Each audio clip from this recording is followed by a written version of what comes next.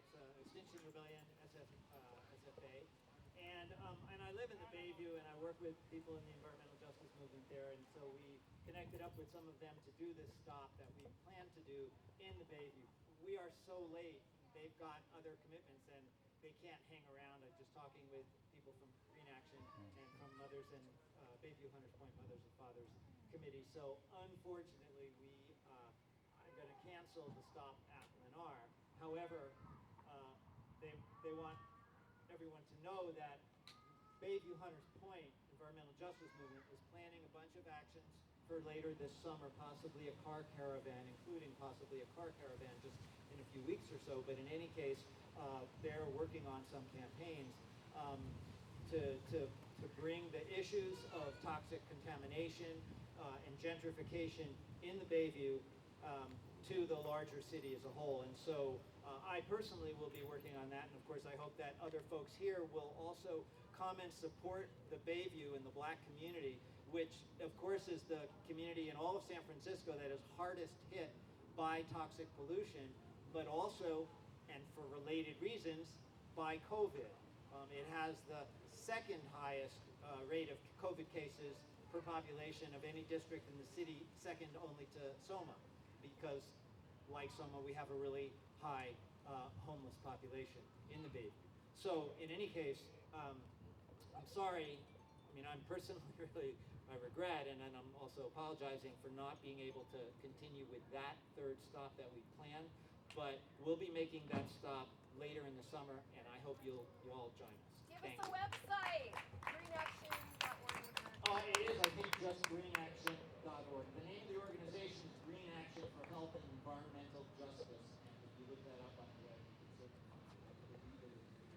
find it. Okay, thanks. So we can continue. Thank you, Claire. And I'm feeling disappointed, but as Joe pointed out, we will have an opportunity later this summer to join in an action, and I hope that everyone here does.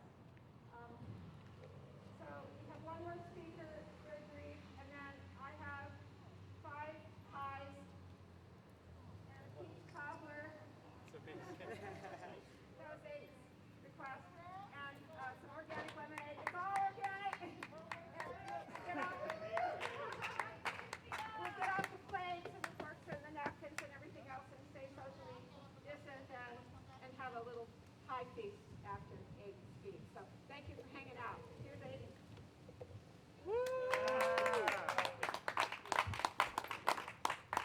Hey everyone, I just want to say thank you for everything you're doing, for holding this space for us. Care work is real work, and so we have to help people who are taking care of others. My name is Aidan Hill, and I'm a vice chair of the City of Berkeley's Homeless Commission.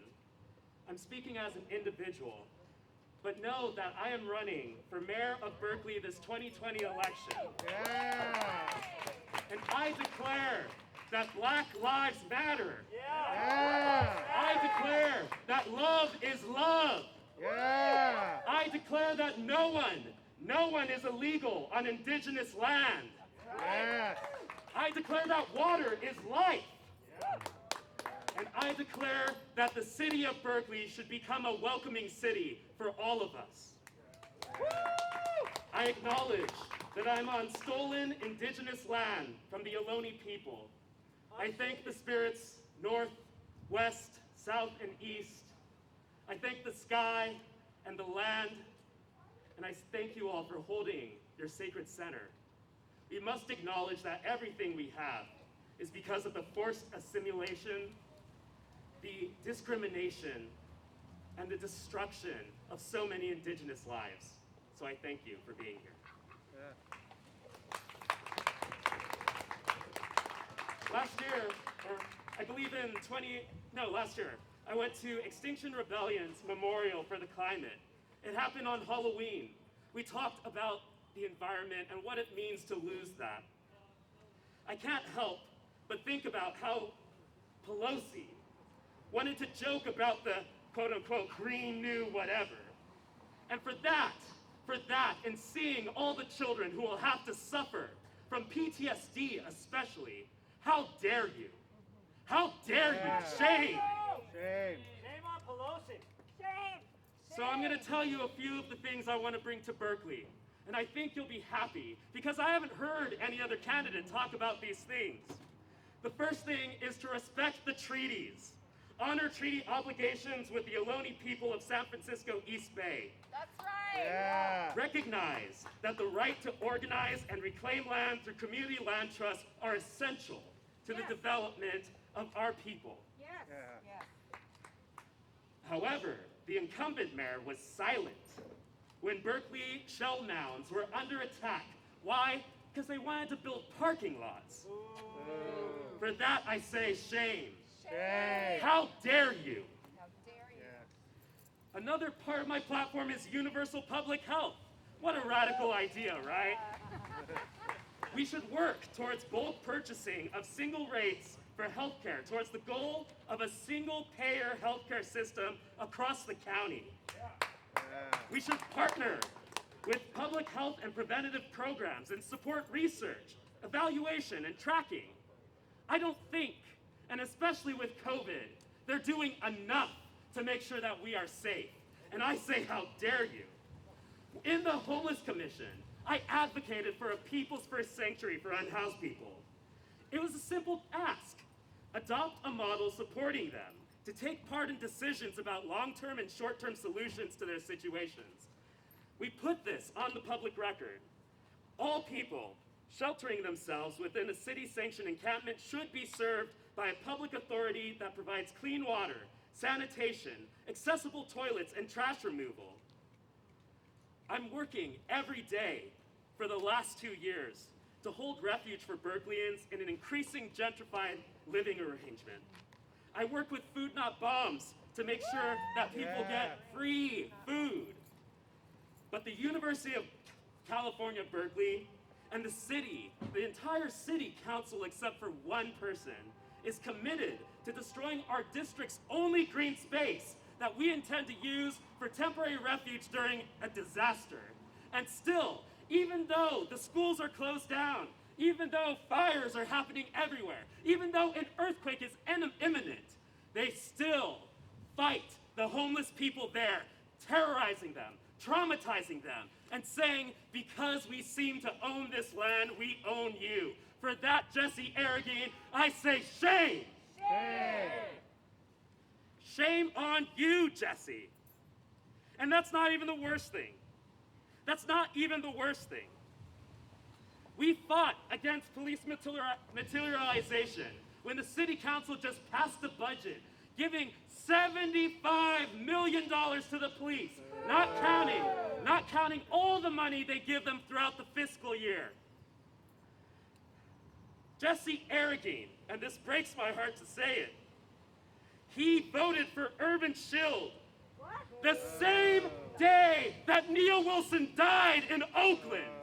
He knew about this, and guess what? They waved us away, saying they're trying to protect the community. Meanwhile, we're getting militarized, we're having curfews, and the entire National Guard is keen on coming for us. Jesse Arreguin, shame on you! We need better leadership. We need people who are dedicated to a new tomorrow. We need people who are engaging in human rights at every single facet. And I haven't seen that from the city council yet. I've seen them ignore black women who are trying to push reforms. I see them ignoring children who are begging to stay in their homes. We can't wait for 2024. We can't even wait for 2022. We need climate justice now. Yeah. We need sanctuary now. We need hope. We need faith that together we will declare public safety for all. And until we get that, we can't stop. Until we get that, we can't stop protesting. People are dying every single day to preventative diseases, preventative goals. Our city, our state should be accountable to us, but yet they decide to ignore us. I will not be silent. I will not be silent, and I will continue to fight for every single person's right in Berkeley, because at the end of the day, it's not about left or right. I'm telling you, it's not about left or right. It's about machines that are growing through AI and human beings. those who care about life and not profit. And until Pelosi recognizes that, until she gives the respect to Alexandria Cortez, until she engages with us on the ground, and that includes Gavin Newsom, That's right. shame on you. Shame. So my team is here. We have some flyers about what we want to do as far as reducing the police budget. And you know that starts with erasing the idea that they need a military, that they need chemical weapons. Why do they say they want free speech if they silence us? So I want to give you that thought. What are you going to fight for? How are you going to make sure everyone has the right to live? Because the reality of today is if we don't do this now, if we don't act up no matter what, they win. And we're not going to let that happen. Yeah. Thank you once again. My name's Aidan Hill, running for Berkeley Mayor 2020, and I appreciate you all for being here. Thank you. Thank you.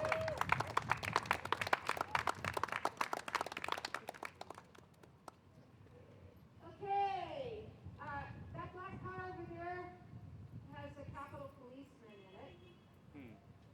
I'm not familiar with the Capitol Police. I know them pretty well because I've been arrested in Washington, D.C. a number of times. And they're like Keystone cops. What I mean by that is they don't know what they're doing. This gentleman is an exception. He knows what he's doing. He's protecting Nancy Pelosi's house and property from from us. I want to thank Susan Witka again for these beautiful stencil street paints. Thank you, Susan.